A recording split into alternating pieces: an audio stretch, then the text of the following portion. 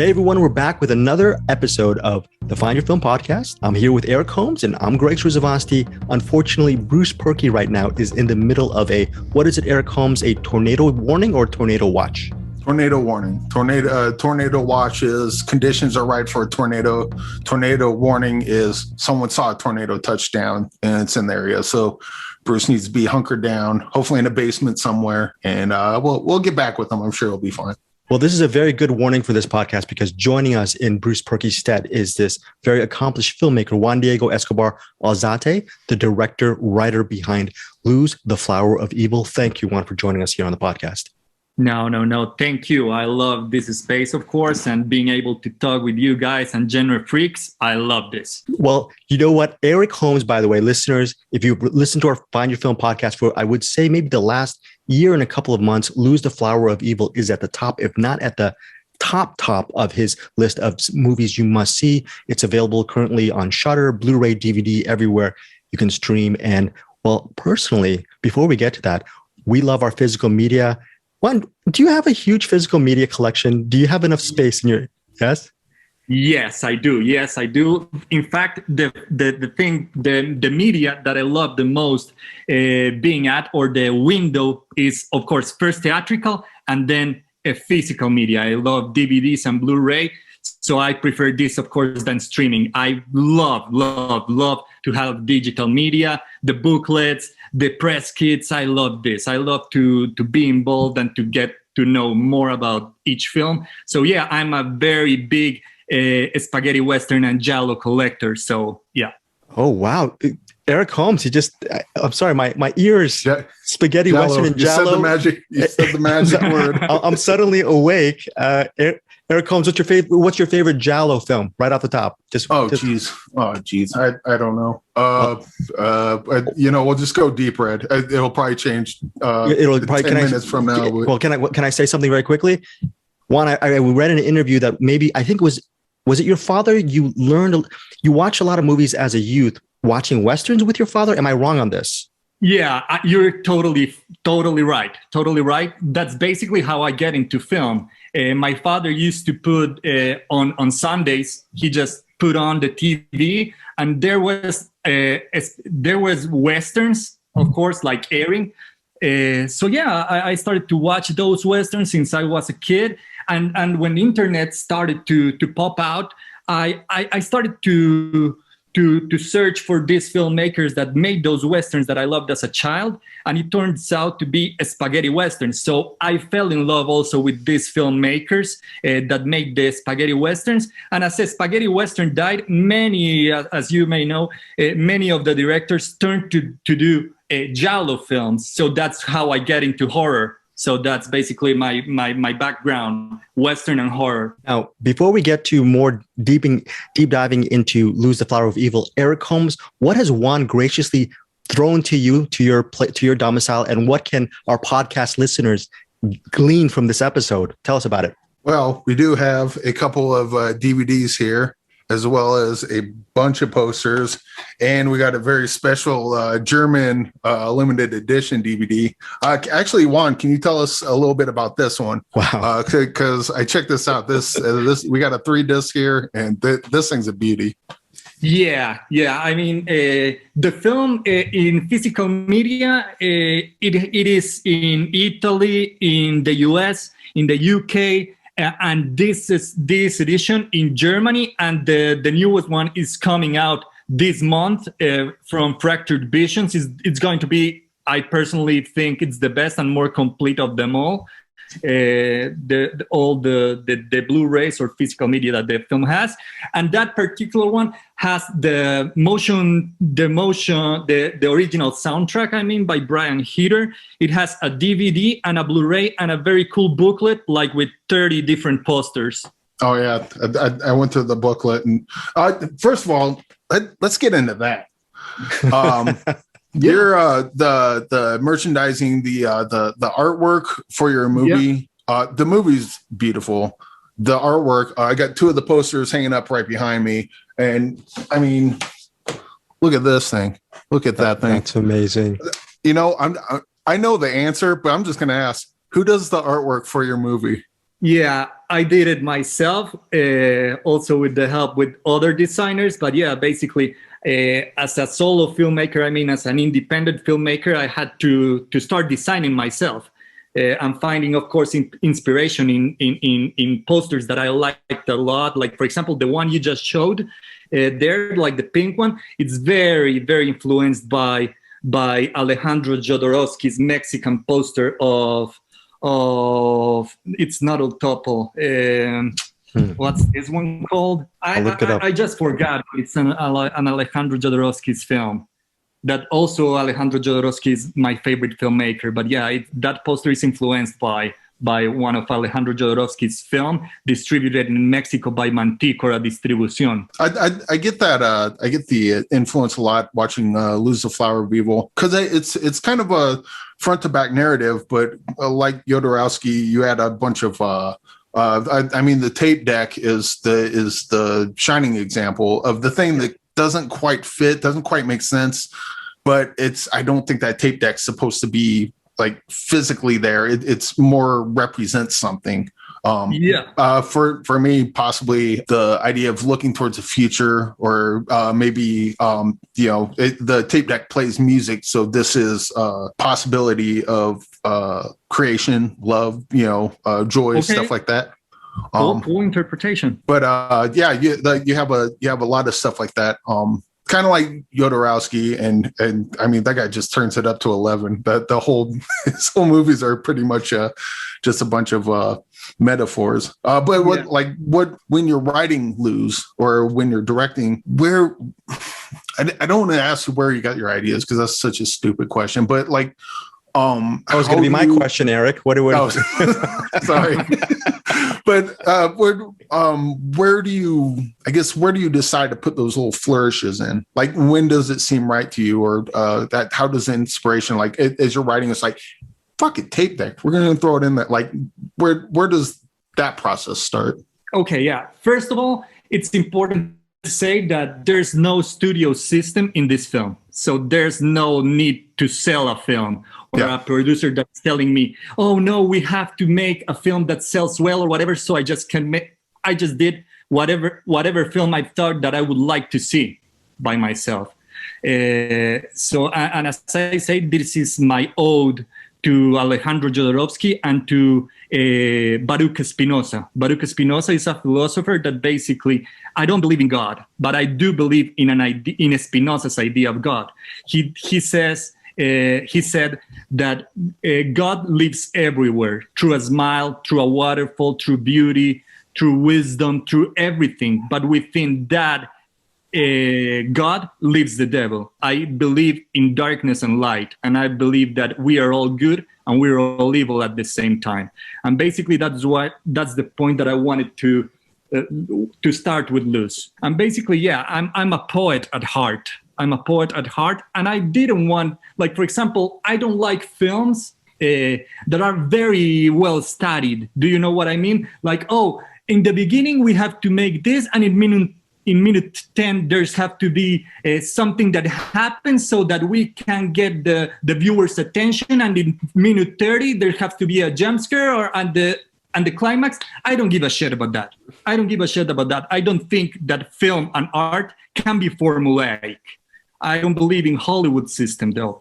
I think that film is an experience and an artwork that can make you heal and can make you feel things that are not studied, that cannot be explained. I mean, when I watched the film, I saw The Witch, for example, and when I first watched it, I fell in love, but I knew that it will have two sides, people that love it or people who hate it. I personally don't give a shit if people hate this movie. If people hate Luz, I wanted to hate them so much. But if people love this film, I wanted to love it so much. As I say, this is a film that it's pure light and pure dark. There's no middle ground. And that's exactly what I wanted to portray with Luz. You said the word interpretation when Eric was giving his interpretation. And is that one of the joys with making this movie as an artist, not just as a craftsman? You are a true artist, and you get so many different interpretations. You don't believe in God. I was raised Catholic. I believe in God. But when I look at other films in cinema, I put Luz the Flower of Evil as high up there as far as movies that really question and strengthens one's faith. How great has it been for you just to get those two sides of the coin regarding faith and nature, all these different interpretations, but telling you how much this film has reaffirmed their love or their divorce from faith? It must be such an empowering experience for you as an artist. Yeah, definitely. Basically, the thing that I like, that I think is the most important of them all, or that I wanted to question, is the idea of faith, especially. We here in South America, especially in Colombia and my family, I was raised Catholic too. But since a very early age, I was sort of an outcast. I didn't believe in God. I didn't believe in my hometown is called Manizales, and for example, my fellows there, or how to say, my friends at school, when we graduated, they didn't have dreams of their own. There were dreams from their fathers. Do you know what I mean? Like, oh, I want to be an engineer because my father is an engineer, and I want to continue with that. So they didn't have dreams of their own. In my particular way, I always was the outcast. I wanted to be a filmmaker that I didn't believe in God. I was totally an outcast. And this film, I wanted to portray, or this film also serves as a metaphor for my hometown. We always believe in this patriarchy because here in Latin America, as you may know, is very known for machismo. I don't know this special word in Spanish, but it's basically manhood, that men rule over everything. And I don't think that. I think that nature and beauty and pureness of, for example, femininity, that for me, those are the most beautiful things. Femininity and nature rules over us, and we as men, we tend to think that we are high there, and that we can rule over everything. But I think that men, through religion and through manhood, corrupts everything they touch. Woman, femininity, and of course nature as well. So all my inspiration since I was a child, it was due to religion, definitely. And I wanted to make my first film, and definitely, and also my next feature, it's also kind of has to do with religious themes. I love religious themes, and I really don't believe in religion. I think that there's a very important part in the film that they say when the girls let go of Jesus, it's when you have it inside. Do you know what I mean? You don't have to go pray to God, but if you have it inside, it's all that matters. That's basically what I think, that people, in whatever you believe in, if you have it inside, you don't have to go to church and pay and whatever. For me, like, for example, preachers and priests, they're full of shit. If you think about religion, I think that it's important that you believe in your own religion, but yourself, not paying money to the church or whatever. For me, there are a bunch of hypocrisy in the church. But I think religion is something beautiful.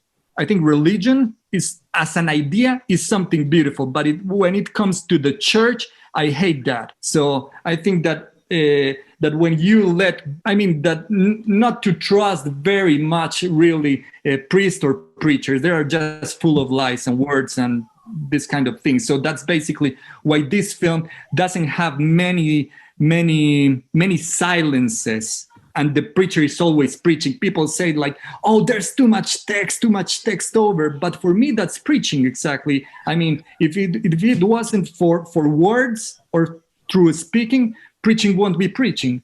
So that was basically my... I'm an atheist. I don't really get too much shit for that. What's the culture like where you're from? Because I suspect that there's a really high amount of Catholics around where you're from. Yeah. Do you get a lot of side eyes, or like is something like that? For instance, if someone in Afghanistan did something, disparaging the Quran, for example, they would be seen as apostate. They'd probably get killed, at the very least, disowned by their family. Is it that that strong where you live or in your culture? No, I mean, we're like people in my hometown and in Colombia, and I would say in most of Latin America, it's very Catholic. However, people believe in I mean, we can have whatever idea we have, and it's not that like as you said, like radical. It's not like that. Okay. We can think whatever, but of course, people roll me the eyes. Do you know what I mean? Like, for example, here in Colombia, the film didn't play well. Wow, that's a surprise. People tend to like the film abroad, and for me, I just make this film for me and a film that I wanted to make. I didn't had a clue that people were going to buy it on the other part of the world or that it will get distribution. I just made a film for me, and maybe that my mother can watch it and say, "Okay, you made a film," and whatever. But what does your mom think of the film? Has she seen it yet, or? Yeah, I mean, she doesn't care about the topics, but she does care, of course, about the process that I have had as a filmmaker, and of course, the credibility for her is very important that the film got and that I just got. So she just don't care about the topics. She just let me be whatever I am, and move forward. I mean, with professionalism and basically that's very important for me. Juan, how cool was it for you to collaborate with Yuri Vargas? Because we talk about artists and people and she's very popular, and most people, man or woman, they can just, actually, I think Bruce is actually coming in here. Hold on, let me admit Bruce in here. Let's see if that'll work with Bruce with the iPhone. But people can play it safe artistically, but she believed in your vision. And, you were talking about rolling the dice. She rolled the dice because she believed in you. And most importantly, she believed in your story. How much does that mean for you as a collaborator when you see an artist who's successful, but is willing to just put it all out there and just go to Mother Nature with you for 23 days without Wi-Fi and do all that stuff with a great cast as well? No, that was insanely cool, of course, because as you said, Yuri Vargas is very well known here in Colombia. She's one of the top. Colombia is very well known for soap operas. And here Yuri Vargas is one of the top. So basically, she always had all his year, the agenda very much, her schedule is very tight. You know what I mean? So when I sent this script to her, of course, I didn't have the money. I mean, we didn't have the money to pay to her, but she fell in love with the character and she wanted to portray for the first time a lead role on a film. She is one of the most popular actresses in soap operas, but she never has starred on a film before. And in terms of horror, there's no big horror films in Colombia neither. So she wanted to, she just took the leap of faith because she liked one of my previous short films called The Colors of Hope and Wonder, and she just hop on board. She wanted to be part of this, and we became very good friends, and she's also part of my next film. So yeah, we became very good friends with her and with her husband. That's Jim Munoz, that plays Adam in the film. It's amazing. By the way, the actor who plays El Señor is fantastic. I think perfect casting as well. So he's insanely cool. I mean, Conrado, for me, it's one of the top actors here in the country in terms of genre films that we don't have a lot. But I think his looks, his facial expression, his tone, his muscles, I mean, the bigness of this guy, I think he have all the potential to become a cult actor here. So hoping that goes well. Eric, you were gonna. Oh, I was gonna say, is Bruce here? He was here and then he left. I don't know. Okay. He's a phantom. He might pop in and out. I wanted to introduce and maybe have him join in.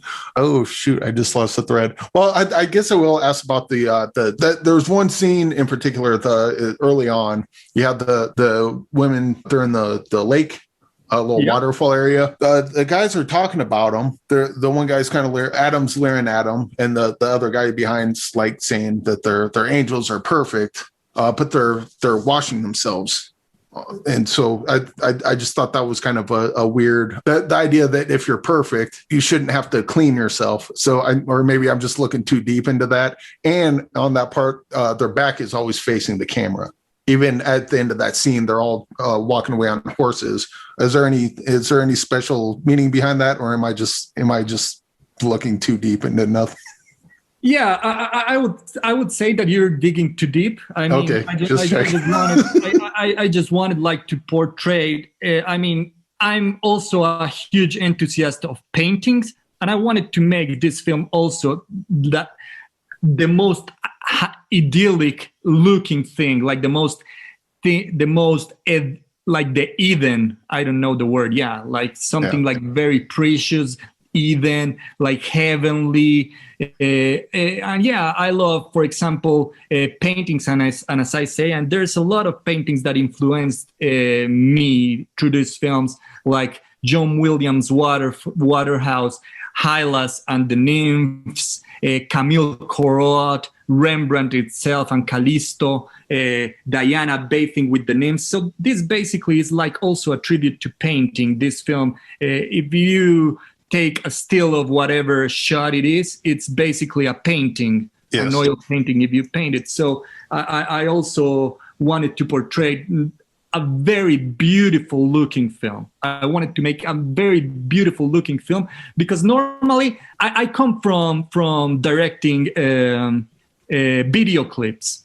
So for me, aesthetics is very important. And often when you see a film, they tend to be a story-driven or character-driven, but not image-driven. And I wanted to have an image-driven film. You know, Juan, maybe I'm also reading a little bit into the narrative, but it just seems to me as a viewer that this story was created out of pain, but also a sense of liberation, not just creative, but personal liberation. Can you just talk about those two things crashing together? That must be such an interesting dynamic in creating this immersive world, because this seems like so personal that you can really touch it and taste it, you know? Yeah, for me, film is not merely a process of entertainment. I mean, for me, film is way more.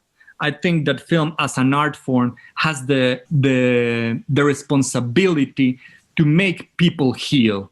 I think that the biggest artwork of them all is healing.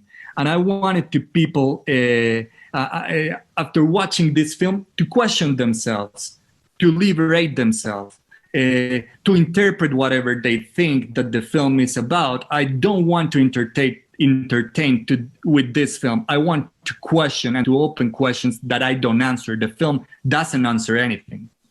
It's open to interpretation. I didn't want to make a film just like full of jump scares or whatever. I wanted to make a more profound film so that people can watch it and heal themselves and think, oh man, these words are beautiful. This image is beautiful. These things is beautiful. How can this be sort of like a very obscure film? Why is that? It's because basically I believe that there's light and darkness within us all. And that's basically it. Eric, can we ask a couple of Giallo questions? I have some guilty pleasure Giallo questions. Yes, please. Okay. Because I'm just biting my tongue. I'm like, okay, there's this one part where he was looking this way, and then on the next, and he's such a scholar of your work. By the way, he's going to probably one day write a book about all the inner messages of this movie that you don't even know that he'll just uncover it. A book, not a book. There will be volumes of books trying to get to the bottom. Lose the flower of evil. What does it all mean, man? Well, we were just wondering some of your favorite Giallo films, or maybe even Westerns, because recently, I think maybe 6 months ago, Eric and I, we caught the Sergio Corbucci film. I think it was called The Great Silence or something. And I remember, oh, you love that? Is that one of the Westerns you love? I just love, without giving too much away, the ending, like your ending, just threw me for a loop. Growing up, what were some of the movies that just, I'm sure these uncompromising visions probably informed you as an artist as you matured into who you are today? Yeah, of course. I mean, if you watch, for example, Conrado Osorio, that's El Señor here, he has piercing blue eyes, very good looking. He's just like Keoma. Keoma is one of my favorite films from Enzo Castellari, that's starring Franco Nero. Oh, I've got to look that up. Yeah, definitely. Keoma is one of my favorites. Day of Anger by Tonino Valeri is one of my favorite. Cemetery Without Crosses, very poetic film by Robert Hossein. Return of Ringo. What else can I remember? Of course, A Fistful of Dollars, Django by Corbucci, The Big Gunned Down is also very good by Solima. Then The Great Silence, of course, by Corbucci is also one of my favorites. Oh, great. Welcome, Bruce Berkey. Welcome to, we're here with Juan. We're talking about his film. Nice to meet you from the blackout of a tornado. Shit, man. I'm glad you're alive, man. I'm glad you're doing good. Are you okay, Bruce? Dedication. Yeah, we have no electricity, but I'm kind of here. I'm using my phone as long as it lasts, and I've got a flashlight. So hey, that's amazing. Cool. That's cool. We were asking Juan about some of his favorite giallos, and he was giving us some answers. And you definitely need to see the Great Silence. Yeah, so those ones were my favorite spaghetti westerns. Spaghetti, yeah, my favorite giallos. Yeah, my favorite giallos. Well, I of course Suspiria is my all-time favorite. Also with Phenomena, I love Phenomena by Argento. Also, this film has some influence by Phenomena. I mean, because Jennifer Connelly in Phenomena can talk with nature. And for me, that's something so beautiful. This is basically, I had this script of Luz, The Flower of Evil before, and I was going to shoot it, right? But I went to the Amazon, to Popayan, that's a city here that there's taitas and lots of ayahuasca. I don't know if you're familiar with ayahuasca. Are you? Not personally, but I've heard of it. Okay. I'm aware of it. Basically a beverage that's called the Vine of the Soul. And basically it's a drug that has DMT and it makes you, it's like an hallucinogenic. And after I tried this, I connected myself with nature very much. And I was like, shit, the script that I have is terrible. How can I write something about nature if I don't understand nature? And since that moment, we threw away that script and started all over. And it took all other 2 years to write the script and to finalize everything and whatever. So basically, also this all happens because ayahuasca and it's something similar something similar to what Jennifer Connelly, to what happened to Jennifer Connelly in Phenomena happened to me. I mean, I cannot talk, of course, to plants or to butterflies or whatever, but I have a very big connection now with nature. And basically, in Searching for the Black Rainbow, that's going to be my other feature. It's a tribute also to nature. It's an eco horror, so I'm very much also in that sort of vein. But also films that I like now. Speaking of giallos, A Lizard in a Woman's Skin, I love. The House with the Laughing Windows, I love. The Strange Bites of Mrs. Worth, I love as well. So yeah, those I would say is and Tenebre, an opera by Argento, I also love. I think Argento, for me, as well as Alejandro Jodorowsky and Terrence Malick, are my favorite filmmakers of all time.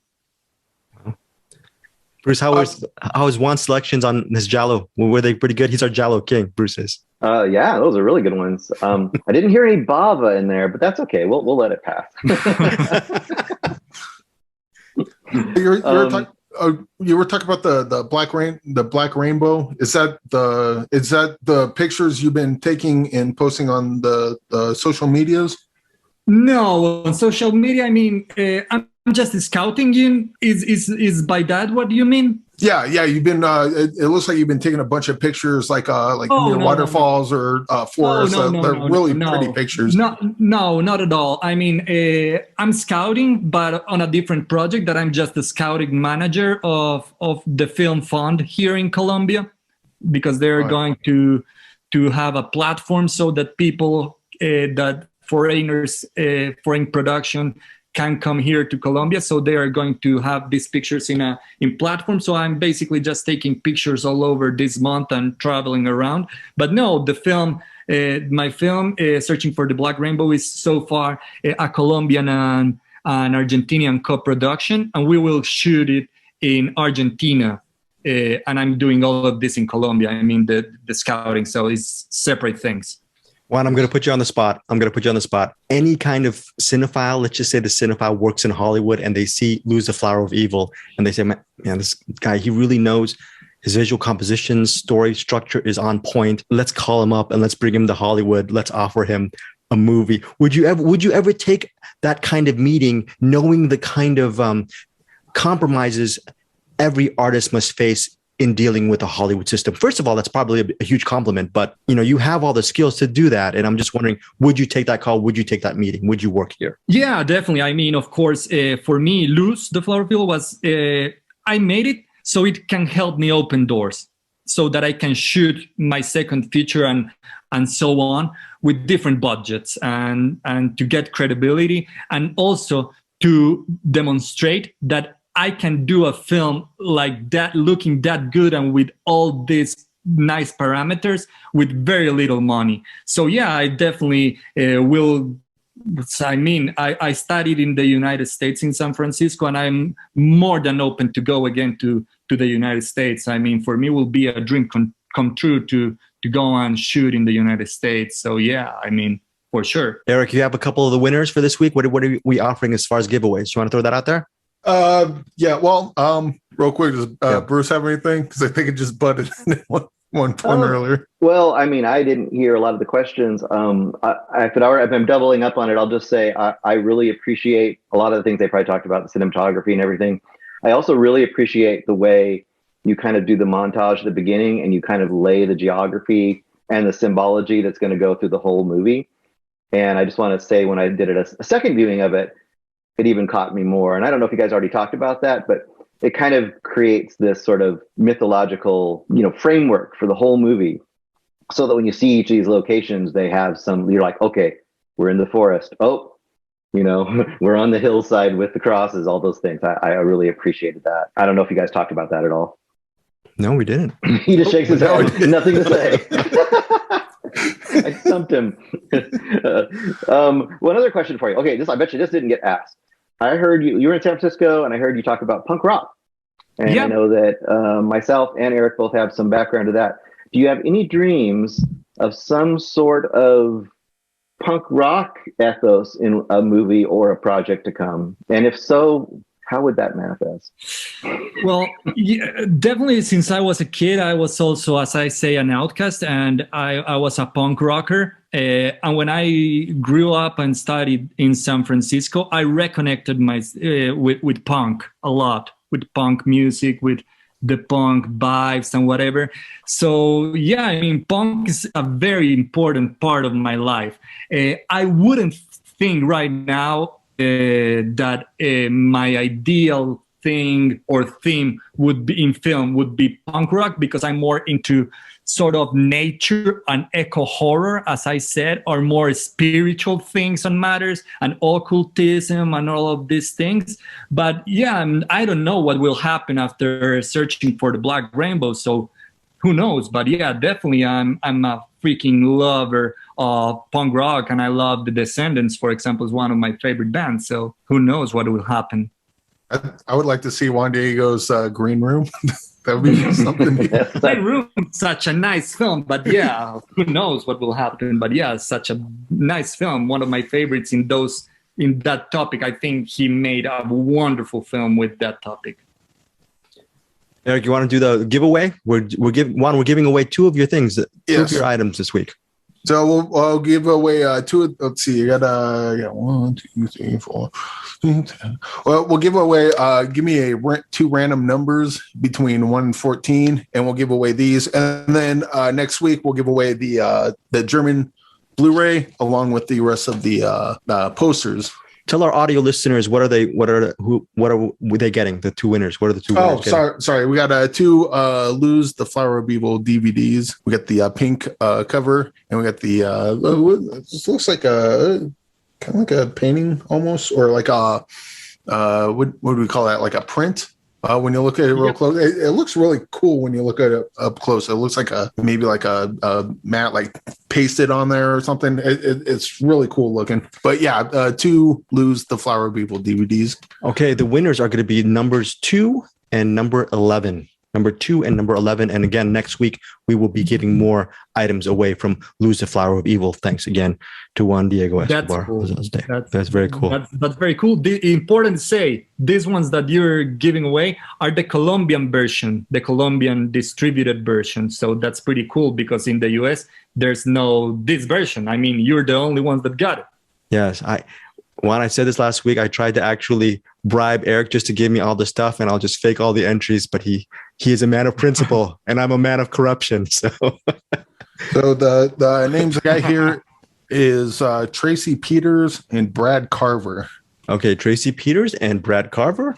Eric will be getting back to you very soon to send you these discs from Colombia. These are good. These are special, and keep them on your wall. Do not put them on eBay and try to flip a profit. This is a filmmaker and artist, and he's giving it to us. So put it on your wall. Let it adorn your respective domicile. Oh, I got one last question, and this will probably kind of go into searching for the Black Rainbow. We mentioned Luz the Flower of Evil streaming. What are some ways that people can help you make searching for the Black Rainbow, as far as like watch, like where's a good place to rent Luz the Flower of Evil, or buy it, or watch it streaming? What are some things that people can do to kind of help get the word out and help you get that next project done? Because quite selfishly for myself, I want to see you make thousands of movies so I can watch all of them. So I figure the more movies you can make, the better. That's very cool to know. Well, in streaming platforms, of course, the film is in the US and basically in all territories. So if the listeners are in the UK or Australia or any other territories, you can check, for example, Amazon Prime. It's mostly there. In Shudder, it's in all territories that Shudder is, except for Canada. I mean, Australia, New Zealand, the United Kingdom, and the US. This on September, it's important to say that it's a Hispanic Heritage Month, and Shudder will portray this film as well as other 10 Latin American films that are on there. So they will promote it. So important to watch it on Shudder, but mostly buy the DVDs, the Blu-rays, and the physical media things that, of course, don't let physical media die. Important thing also that people can help me doing my next feature. I would say that it will be through commenting, leaving reviews on Letterboxd or IMDb or Rotten Tomatoes, things like this, so that they get something like approval from people and tell so that the industry, the producers know, oh, this guy made a good film, people are liking it, let's going to hunt this guy and bring it here or give him money or whatever. I don't know, but yeah, basically, if you like Luz the Flower of Evil or want to help me make searching for the Black Rainbow, just leave some comments on those platforms or watch the film. But yeah, as I say, mostly get the physical media, the Blu-rays, the DVDs, all of this. So if distributors know that things get sold out, it means that the film was good enough. Well, my final question to you is, people, I'm sure, ask you a lot of filmmaking advice, asking you about specifically what camera did you use, how did you compose this long take or this shot or your editing sequences, all these things, working with the actors. All of these are very technical, but I'm assuming a lot of the advice you give to filmmakers of any age is to, like what you do on a daily basis, is to actually live your life where it's being engaged in humanity and civilization. And do you feel that's the first step in becoming a filmmaker, as far as having interests, having passions, and letting that flow through all of those tools? The tools should be a secondary part to who you are inside your soul. Yeah, definitely. I mean, for me, filmmaking is not about having or shooting with the best camera or the best gear or whatever, or telling the best story. For me, filmmaking is something that comes from the heart. As I say, I studied filmmaking, and I don't believe that many things that teachers told me, that professors told me, are true. But I learned it so that I can blurt out that line and tell, no, I know this, and now I can pass that line. Do you know what I mean? Because basically what teachers or the industry tell is that they formed you to be part of the industry. But what happens if you want to make your voice be heard in a different way? Do you know what I mean? So we are all different. We don't have to follow the same path. That's basically what I would say. We usually end our podcast with a final question from the smartest one of us three. It's not a big bar. It's not a big bar to clear since Eric and I are not very smart. So Bruce Perky, you have the final question. Well, well, I would be remiss if I didn't ask him about the box, because we every week pick a movie from the box. I literally put a slip of paper in a box and we pick a movie out that each week we'll review, preferably a movie that's underseen or you're really passionate about. We've had filmmakers do it. We have just fans do it. For example, this week we're doing Wild Tales. Okay. Do you have a movie? I mean, you mentioned quite a few different movies, but do you have a movie specifically that you'd like us to add to the box? Yeah, I would add 2. I don't know if you have it on the box, but Hagasusa. I love freaking Hagasusa. Yes. I will add it. Hagasusa. It's really good, and we've never talked about it, but it's a really good one. Yes, I can see how you can recommend that. What else? Very, very good one. And the other one that I would say is Valerie and Her Dreams of Wonder and Her Week of Wonders. Oh, I haven't seen that. I've never heard of that movie. My goodness. Such a gorgeous film, man.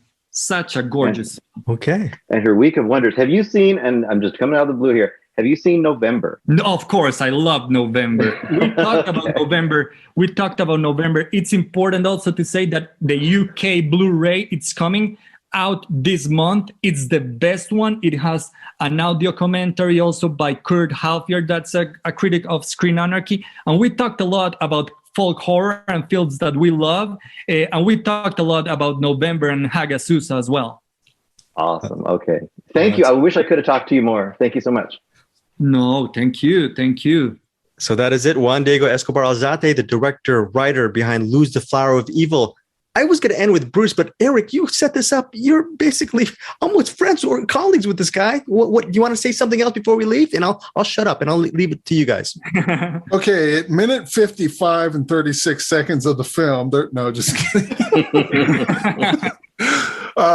No, I thank you for coming on, and I really appreciate your movie. I really appreciate you. You're such a fun and nice guy to talk to, and wish you luck and hope to see more movies. And if you have anything else to show, or you just want to come on and talk movies, doors always open, and we'd love to have you back many times. No, that's great. That's great. I love talking about movies. So yeah, sure. Count me in, and I will talk with you guys way longer about other films, about other things that I am passionate about. So no, thank you very much. I know that you like very much the film, and thank you also. It's important, of course, as for an indie filmmaker to get this kind of approval from people that are part of the genre community. And also it's very important for these small indie and also Spanish films, like in Spanish, of course, it's very difficult for Americans to watch them.